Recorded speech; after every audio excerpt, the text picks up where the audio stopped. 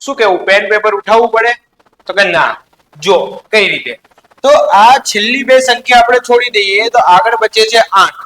તો 25 વડે ભાગવા હોય તો 8 ને આપણે પહેલા શું કરી નાખવાના, 4 વડે ગુણી નાખવાના. 8 ચોક 32 છે. હવે 32 જવાબ આવ્યો તો પાછળ છે 75 છે.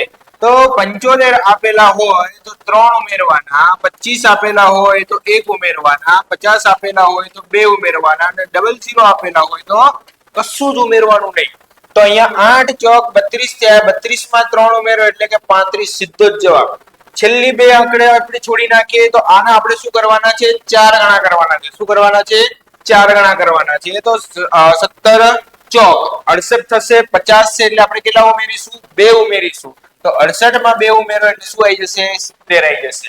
સેમ એ રીતે અહીંયા આગળ છે 38 ને પાછળ 00 એટલે કઈ ઉમેરવાના નહીં, 38 ના 4 ગણા કરવાના. કેટલા કરવાના?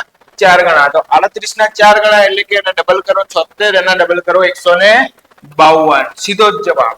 સેમ એ રીતે 32 છે તો 32 ના 4 ગણા કરો એટલે કે 32 ના ડબલ 64 ને 64 ના ડબલ 128. તો 128 પાછળ 25 છે એટલે કે 1 વધારીશું ને 1 વધારી નાખીએ તો 128 તો અહીંયા થઈ જશે 129. સેમ તમારે આ રીતે આ દાખલાઓ કરીને કમેન્ટ સેક્શનમાં એનો જવાબ લખવાનો